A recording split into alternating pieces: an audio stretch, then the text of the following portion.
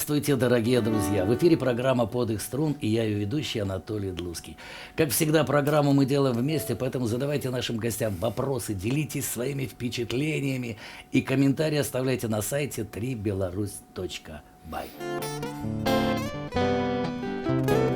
Меня зовут Александр Мирвис, и вместе с Александром Ивановым мы приехали в Минск, чтобы показать нашу свежую программу «Дневники». Меня зовут Александр Иванов, и вместе с моим коллегой Александром Мирвисом я представляю латвийский город Вентспилс.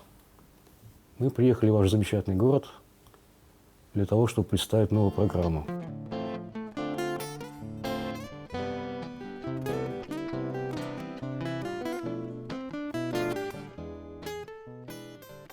А сегодня у нас в гостях поэт, композитор, бард, лауреат и дипломант многих литературных и музыкальных конкурсов и фестивалей в Латвии, России и Эстонии Александр Мирвис. Здравствуйте. Здравствуйте, Александр. И музыкант, аранжировщик Александр Иванов. Добрый день. Здравствуйте. Латвия. Очень рад нашей встрече. Александр, в интернете на страничках Bards.ru о вас написано: по образованию историк, по профессии журналист, но убежденный дилетант. Почему дилетант? Ну, на мой взгляд, дилетант — это человек, который занимается не тем, чем нужно, а тем, чем хочет, и только до тех пор, пока... Ну, вернее, тем, чем не может не заниматься, я бы так сказал, по разным причинам, да? И вот в данном случае я стараюсь в жизни делать то, чего не могу не делать. Как правило, это получается лучше, чем то, что нужно или принято, или считается хорошим тоном. Вот. Ну, это такой дилетантизм, на мой взгляд, это вот такая форма жизни в свое удовольствие. Что вовсе не значит лень, но стараться себя не принуждать. Давайте начнем с песни. Очень хочется вас послушать. Ну, у нас есть такая песня, которая называется «200 километров». Это расстояние между Вентспилсом и Ригой, где в Риге тоже живут многие близкие люди. В разное время туда с разной частотой ездили. Александр жил какое-то время в Риге. Вот. Поэтому фигурирует именно конкретно это расстояние. К вам мы проехали значительно более длинное расстояние, но, как вы понимаете, дело не в цифрах. А чья это песня? Это моя песня в Сашиной аранжировке. Пожалуйста.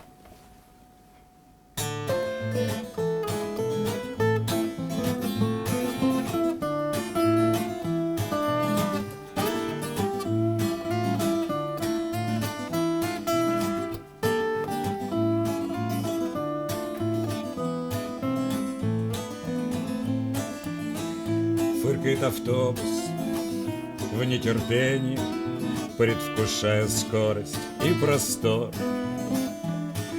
От посадки к пункту назначения дождь свои объятия распростер. Всего лишь 200 километров. Не расстояние, пустяки. Спешу к тебе, но встречным ветром относит к берегу тоски. Длится сутки, каждая минута. Ждать и догонять тяжелый труд.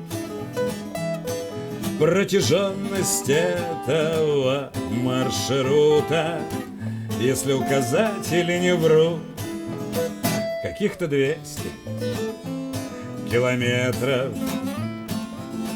Не расстояние, ерунда. Я жду тебя, но незаметно путь отклонился в никуда.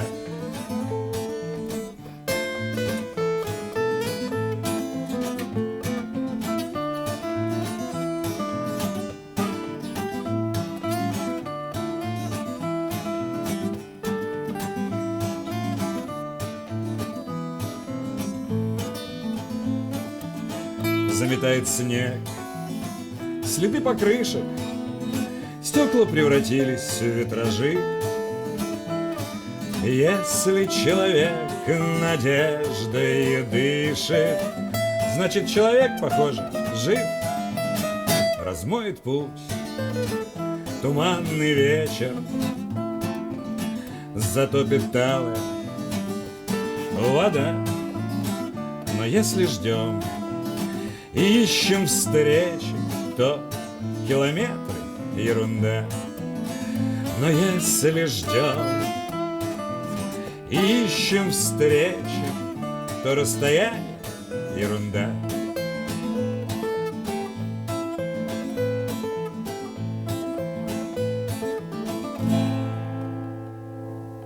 Спасибо. А, Александр, я знаю, что новый альбом «Дневники», да, создавался вместе с белорусскими музыкантами. Расскажите, пожалуйста, подробнее об этом. Да, мы очень рады, что жизнь нас свела с замечательными минскими музыкантами Татьяной Соловьевой и Олегом Яцкевичем. Они приезжали, то есть, вернее, Татьяна приезжала к нам в составе группы «Своя среда» на фестиваль «Татьянин день».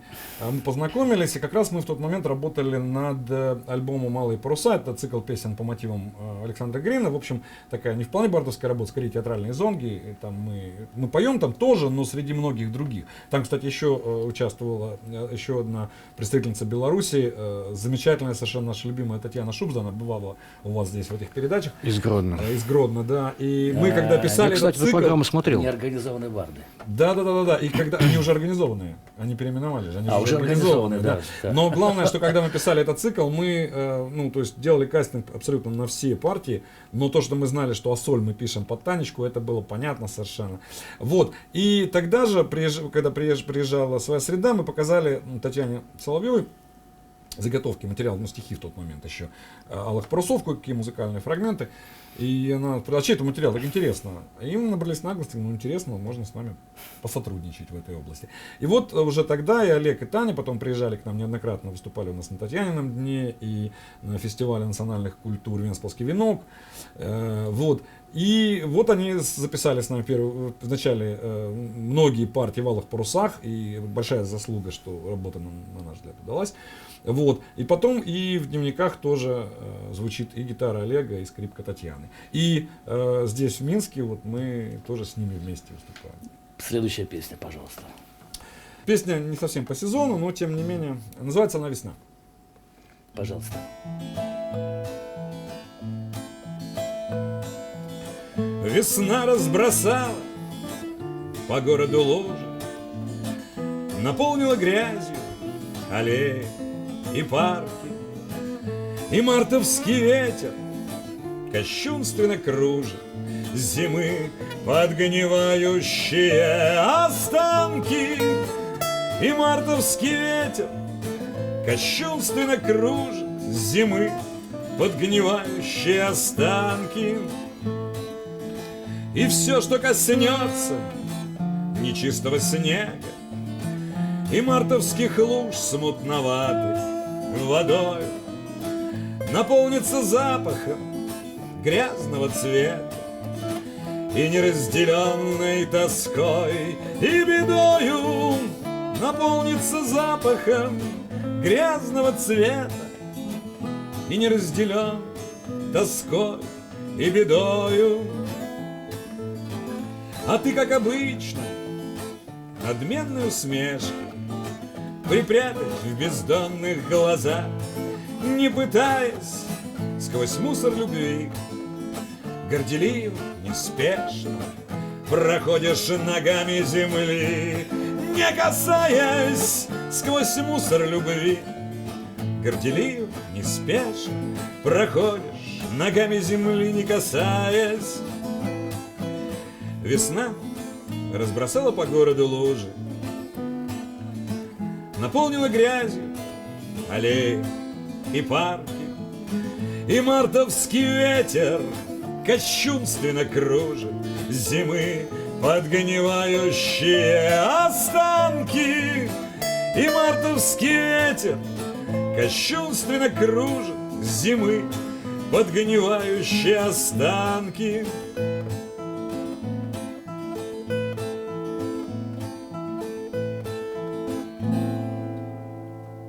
Спасибо, очень здорово. Мне так нравится, как вам Александр подыгрывает. Он Мне действительно- тоже очень нравится, когда он подыгрывает. Да, он действительно не играет и не думает, что он главный. Он как-то тонко, но где надо, даже одно, как очень здорово, органично. Ну, собственно, смысл-то в чем? Почему вот с Сашей мы нашли друг другу? Потому что среди музыкантов не так много людей, которые умеют слышать стихи. А Саша, сам человек очень тонко чувствующий поэзию, любящий и сам пишущий, он действительно... Писавший. Писавший. А ничего, еще придет. Не, ну мы Вернется. разделили функции, да, я все меньше пишу мелодий, Саша все меньше текстов, я все меньше берусь за гитару, он все меньше поет.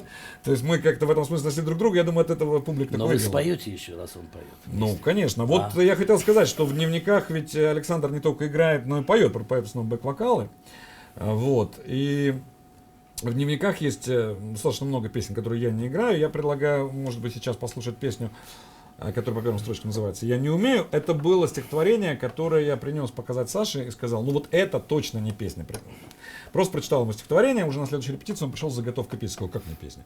Это был первый текст, на который он написал музыку, потом дело пошло.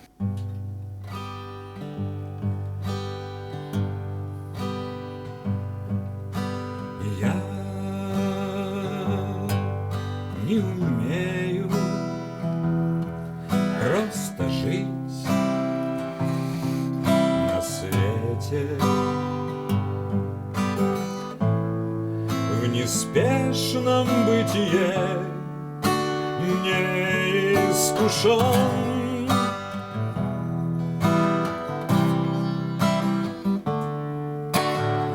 Мою судьбу как флаг колючий ветер Трепал по небу среди иных знамен.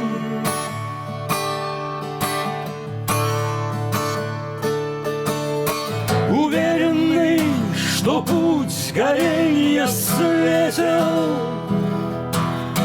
и не однажды искренне любя, я как-то с опозданием заметил, что не хватает в жизни мне тебя, что нежных рук твоих прикосновения подскажут сердцу непривычный ритм, и будет ночь, и снова будет день, и без счета дни и ночи повторим.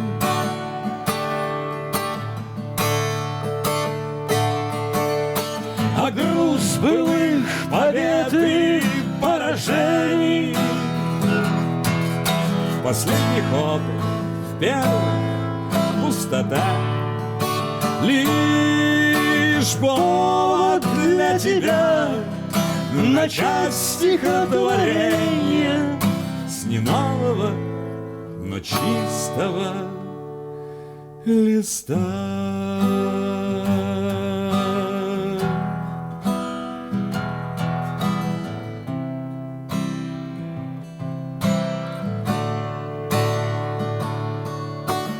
Я не умею просто жить на свете. Здорово, спасибо большое. А часто вы репетируете, часто вы концерты, потому что очень сыгранность чувствуется, взаимопонимание.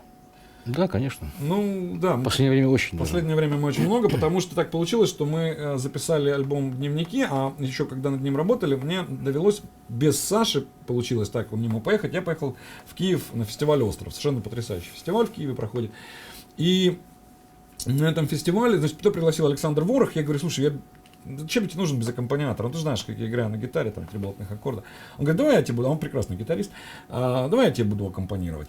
И он подготовил, значит, свои версии тех песен, которые мы делаем с Сашей. Это было так интересно, я приехал с Сашей и сказал, слушай, вот запишем дневники, и давай пройдемся по городам, где у нас есть друзья-музыканты, и сыграем в каждом из этих городов другую версию. Вот до Минска мы уже проехали, значит, мы сыграли версию в Венспилсе, сыграли в Пскове, сыграли в Санкт-Петербурге, в Клайпеде, в Лепое, вот сейчас Минск, и впереди у нас еще Рига, и, надеемся, Киев. Но в каждом городе это действительно совершенно потрясающие музыканты, нам очень повезло играть с этими людьми. И мы вот паразитируем на том, что у нас есть такие замечательные друзья, что им нравится то, что мы делаем, и они готовы это играть. Вот, поэтому... Кроме того, это накладывает ответственность. Поэтому мы много репетируем, чтобы с не нашими подвести тех друзьями... людей. Я скажу, что все у вас очень достойно. Поэтому хочется еще песню. Я предлагаю тогда, вот мы всегда говорим о том, что у нас все больше и больше каких-то роковых интонаций звучит, но обязательно в концерте должна быть хотя бы одна классическая авторская песня такая вот, в классической, Да. на 3 аккорда, да, она тоже о сложных вещах, но очень простыми выразительными средствами. Пожалуйста. Называется «Кухонная печальная».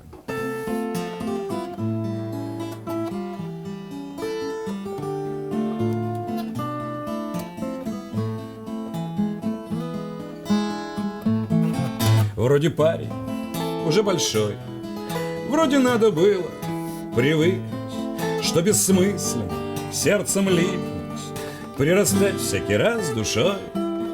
Вроде глупо сосать из горла водки горькую анестезию и, встречая еще одну зиму, греться тенью былого тепла и курить заодно одну, не по возрасту и не по чину, и ночами искать причину, теребя нервным пальцем струну, гармоничен, как рыба с зонтом, располневший сидеющий вертер, убивающий муторный вечер ожиданием, что будет потом.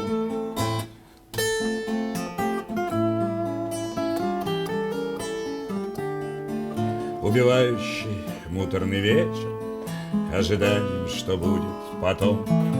Вот нормальные мужики так не циклятся на деталях, наслаждаются тем, что дали, и как пиво их сны легки. Тут же греза, что чистый спирт, чуть водицы хлебнул, и снова сотрясаются все основы, и вращается бешено мир.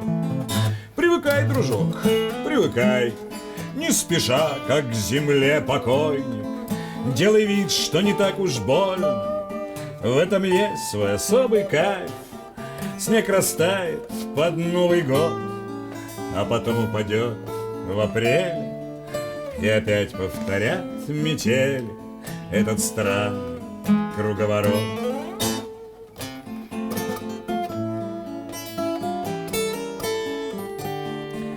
И опять повторят метели этот странный круговорот. Спасибо. Александр, а кто у вас ваш кумир? У кого вы учились? Ну, я не очень люблю слово «кумир», но... Да, я тоже. Знаете, скажу, почему? да. Вы это так хорошо, здорово делаете, да? Мне кажется, на кого-то похож, что-то уже было, да? Но настолько своеобразно. И я почему, мало ли там вы скажете, если не было, это замечательно. Мне кажется, Нет, ну как, это не кумиры, но это... у кого-то учились, кто-то был примером. Нет, все, на самом деле поэзия, да, то есть я вот действительно много читал поэзии, но я могу назвать своих любимых поэтов просто, да. Всегда говорю, если меня спросили, попросили назвать 3 любимых поэтов, я все равно назвал бы 5. Вот, это, понятное дело, там Лермонтов, Блок, а дальше все гораздо сложнее, да, это Антокольский, Светлов и Галич. Раз мы об этом начали говорить, у меня вопрос такой есть. В одном из интервью вы сказали, в авторской песне очень важно, чтобы текст был главным выразительным средством. Вы считаете, что авторская песня как-то популяризирует поэзию? Или гитара-то вообще может быть, как вот вы не играете, а просто поете? Нет, ну, мне кажется, тут с выразительным средством, ведь главное выразительное средство, если есть главное выразительное средство, не значит, что остальные могут быть какие угодно. Ну, то есть мы смотрим балет, да, мы четко понимаем, что танец там главное выразительное средство. Можно испортить хороший балет дурными декорациями, нестройно звучащим оркестром. Легко, да? Но если не танцуют, мы же точно знаем, что не балет, правда? То же самое с авторской песней. Если основа не стихи, если музыка не идет за стихом, она может быть при этом очень сложной. Это не так просто идти за стихом. Я почему так ценю то, что делает Александр? Потому что это не так просто создавать музыку, которая является вот таким правильным подносом для этих стихов. Это тяжелая работа. Но главное выразительное средство. В опере все наоборот, например, да. Если послушать оперы, либретто, почитать опер, да, это же ужасно. Это пишется для того, чтобы донести музыку. Это удобно петь. А что они там поют, да, то есть, но это написано так, чтобы одна служебную роль носит, это второстепенное, да, средство. Но оно важно. То же самое и здесь. То есть мне кажется очень важным, чтобы жанр как-то институционализировался. Почему? Потому что иначе на фестивалях скоро неудавшиеся там джазисты, рокеры и эстрадники со своей публикой скоро вытеснят авторскую песню. Говорю, как? Я сам придумал, сам написал, еще с гитарой на сцену вышел. Значит, я бард? Нет. Вот Марк Мерман, который не под гитару уже давно свои вещи делает, он в этом жанре, потому что это поэзия. Там Вася Пупкин, который поет на 2 глагольных рифмы 16 куплетов, да, даже если он неплохо владеет гитарой, а барды, призыв барда, значит, по-моему, Иващенко и Васильева, барда учиться играть на гитаре, был услышан. К сожалению, его превратно поняли. Многие барды перестали писать стихи и требовательно относиться к стихам. Песня. Знаете, очень здорово. Я еще раз повторяю, настолько настроение создает. Почему я вот спросил, кто может быть? Потому что мне кажется, это самобытно очень. Вы знаете, я думаю, что мы просто как-то создали слишком добрую, приятную атмосферу. Мы сейчас споем песню, заглавную песню альбома «Дневники». Она по настроению немножко другая, она не хулиганская, нет. Она, пожалуй, единственная не лирическая, а скорее трагическая. Но, знаете, почему «Дневники» альбом называется? Очень просто. Это было рабочее название по одной из песен, а потом мы стали спрашивать, в каком году ты эту песню написал? Ну, когда у тебя в жизни было то-то, то-то, какой год? Да. Ну, по песне же видно, да, для нас видно. И мы поняли, что мы пишем дневники, мы счастливые люди, потому что дневники обычно люди пишут для того, чтобы выплеснуть, избавиться, да, от чего-то. И они на бумагу это переносят. Она вообще просто. Мы это переносим на сердца наших слушателей. Вот в ситуации, в которой другой человек пошел бы и повесился, а мы вышли, там, песенку спели, оставили это свое все залу, а сами пошли радостно. Но вы еще берете на себя груз художника, который, да, может, с ним это не происходит, но от того, что ему дано, он как проводник, да, вот это на себя берет песню. Что? Дневники. Дневники. Вы опять не играете? Не играю, пою. Жалко.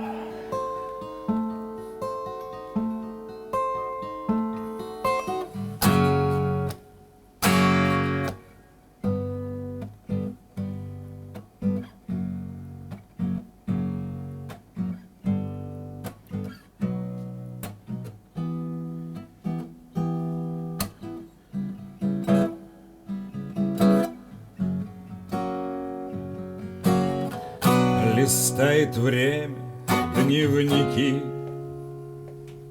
но лишь тому, кто злой точно, судьбу фиксирует построчно. Воспоминания легки тому, кто рифмы и струной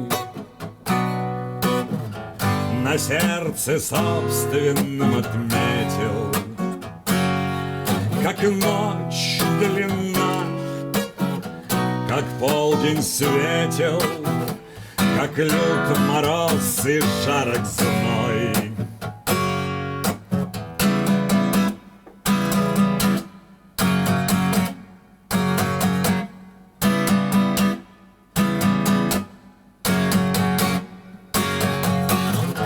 Молчит зануда метроном, темп жизни задают нескучный, настенный календарь с кукушкой и дождь, стучащий за окном. И в этом ритме ляжет строчкой на струн гитарных перебор. Неразрешимый вечный спор меж запятой и мрачной точкой.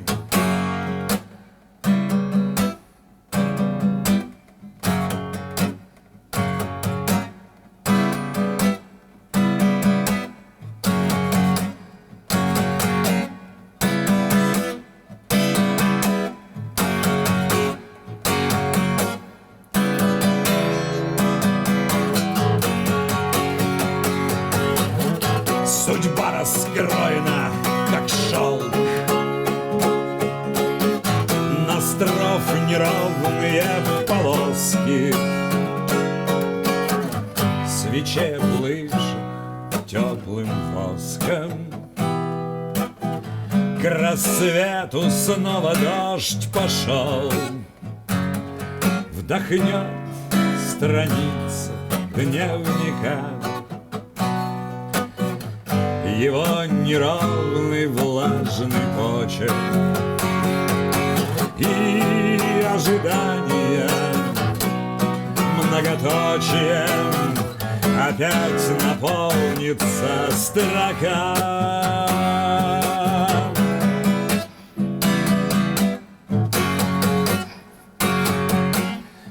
Опять наполнится строка.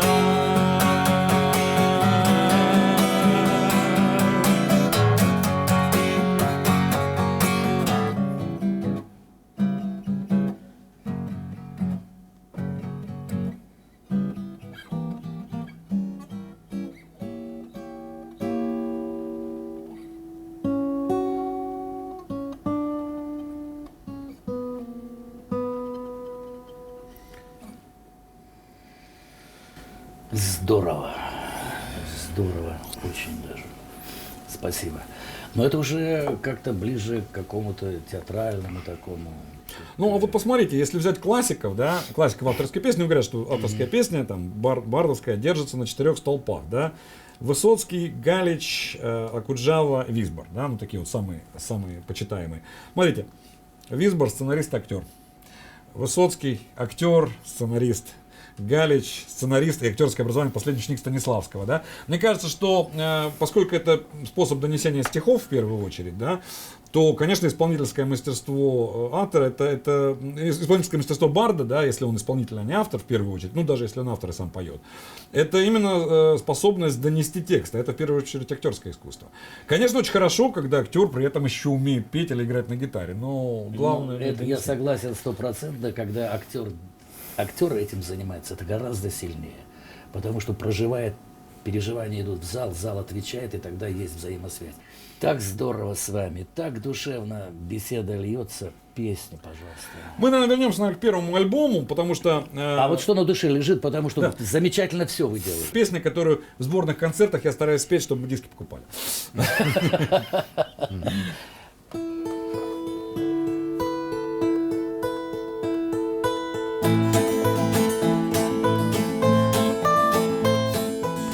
В эту ночь бездонных глаз, в эти омуты обмана погрузишься только раз. Будет поздно, было рано, не спасешься от судьбы. Вороному как не мчаться, и следы былой беды под копытами искрятся. На-на-на-най, на-на-на-на-най, на-на-най, на-на-на-на-най, на-на-на-на-най, эй, на-на-най. И внезапно, как гроза, вспыхнет боль от старой раны, и читаю в тех глазах. Будет поздно, было рано. Эй, давай-ка, вороной, бей копытами дорогу, чтобы мог хозяин твой хоть на миг стать равным Богу. Эй, на-на-на-най, на-на-на-на-най, на-на-най, на-на-на-на-най, на-на-на-на-най, на-на-най. Чтобы не догнал тот взгляд, взгляд бездонного обмана, и бубенчики звенят. Будет поздно, было рано, разорви, летя вперед. Сеть, сплетенную искусно, звонко хрустнет тонкий лед. Было больно, станет грустно. На-на-на-най, на-на-на-на-най, на-на-най, на-на-на-на-най, на-на-на-на-най, на-на-най. останется лишь шрам, там, где черной кровью рана исходила, говоря, будет поздно, было рано, и спокойнее дышать. Если вырвется наружу изменившийся припев, было плохо, станет хуже. На-на-на-най, на-на-на-на-най, на-на-най, на-на-на-на-най, на-на-на-на-най, на-на-най, на-на-на-на-най, на-на-на-на-най, эй, на-на-най, на-на-на-на-най, на-на-на-на-най, эй, на-на-най. Спасибо. Александр, вы очень много были на разных фестивалях и как Ну, не очень много. немного, Ну, да? бывал, но... Ну, как участник, как член жюри, я знаю, да? Бывал Вот тоже. какие фестивали вам запомнились? Так, чтобы, ну, ах, Ну вот, конечно, «Остров», фестиваль в Киеве. Я там был в 2014 году. Действительно, по атмосфере фестиваль совершенно потрясающий, прекрасный. И по уровню участников очень яркий, очень приятный фестиваль. Очень приятная атмосфера в Гродно на Зеленом Гран-при. Вот как раз когда-то неорганизованные, но неорганизованные барды. а когда вы были? А мы были в 11, наверное. В 2011 году. В 11 году мы были. Песня. Или, может быть, знаете, я сейчас подумал, может, есть песня, которую вот вы пели на фестивалях, которая такая, У нас нет такого классического бардовского репертуара, который про палатку, костер нету напрочь. и это хорошо. Я, может быть, предложил бы сейчас, что мы спели песню, раз мы уж пошли на такую лихую эмоциональную волну, песню Александра Иванова, которая называется «Гость». Там Он его и и стихи, и музыка. Ага.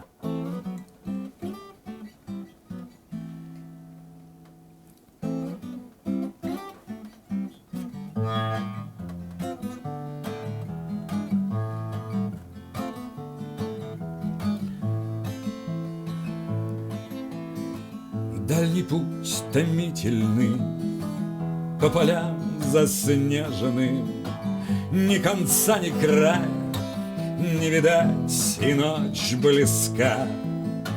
Справа лес и слева лес, едешь, как отверженный, в мыслях что-то грустное, на душе тоска. Был или не было, что теперь угадывать, что напрасно мучиться, думать, вспоминать. А кто я здесь, калашный гость, аль не ко двору чуть свет? Все ж того, что не было, не переиграть.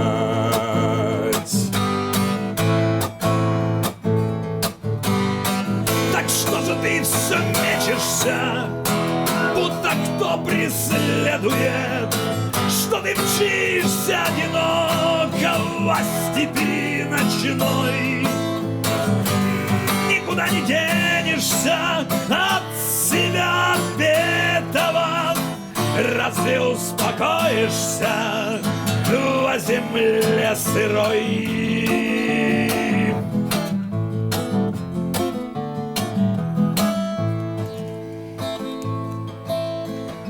По полям заснеженным, по проселкам брошенным, конь лихой несет меня, да за метелью вслед. Не вернусь ли вновь сюда, гостем я не брошенным? Тает в небе дымчатом серый лунный свет.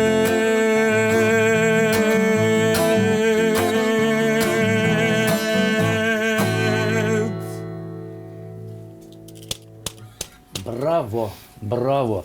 Александр, а как зритель принимает песни вот такие эмоциональные лучше, да? Ну Или да, чем отдаешь больше выживка, больше, да? Ну, на самом деле, мы программу стараемся строить, чтобы в ней были вот такие перепады, да? Да. Потому что лирика, вот хочется, чтобы было разное. Другое дело, что всегда знаешь более там выигрышные песни, но не всегда это хочется петь. Потому что, ну, на самом деле, мне кажется, что очень важный момент. Не фокус покорить зал. Вот не фокус совсем. Фокус сделать это с тем, что ты хочешь им сказать. То есть выйти и сказать им то, что они хотят услышать, не проблема, да? Вот берешь любую популярную песню, которую они и так знают, и как бы ты ее не пел, ну зал будет подпевать, за тебя споет даже, да? А если тебе есть что сказать, и ты выходишь, и ты уговорил зал услышать, и смог дать понять залу то, что ты хочешь донести, то, что для тебя важно, вот это настоящий успех. Это не только успех, это, мне кажется, главная цель и задача, да. Но это сложно. Ты ведешь за собой Данко, который огонь и так далее. Это замечательно. И в вас, Александр, это есть. В вашем коллективе замечательно. Заключительная песня. Да, она заключительная и на альбоме тоже. Эта песня называется по первым строчкам «В этой пустоте возможно жить». Можно жить не только в пустоте, но когда живешь в пустоте, желательно стараться ее чем-то наполнить. В общем, чем мы, наверное, все вот в нашем жанре занимаемся. Философ.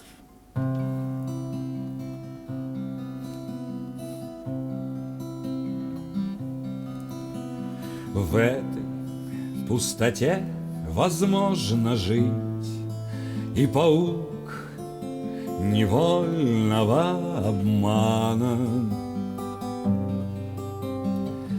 и скопление липкого тумана тянет нескончаемую нить.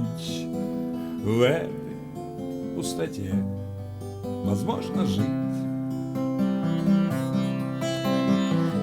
На границе неба и асфальта застревают в паутине капли. Туча, как обрывок грязный пакли, крутит в вышине тройное сальто. На границе неба и асфальта. Надо ж, ей хватает куража, или просто там сильнее ветер, или паутина это метит только тех, кто не успел сбежать. Надо ж, не хватило куража.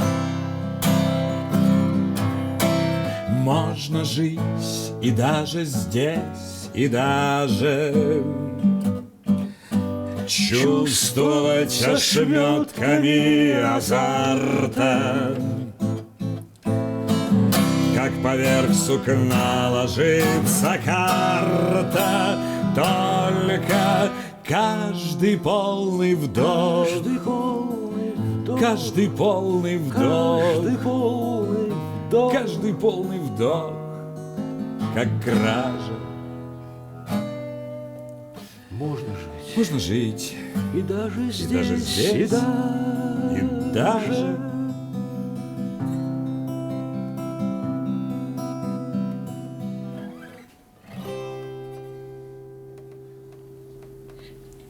огромное спасибо. Можно жить и даже. Вот это даже с многоточием мы оставим для следующих встреч. Потому что было очень приятно. Спасибо вам огромное. Очень приятно приехать в Минск. Очень приятно прийти к вам сюда.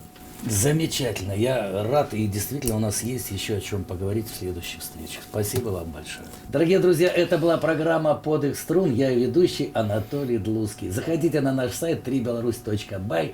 Мы будем очень рады новым встречам, новым открытиям. Счастья вам, здоровья и любви.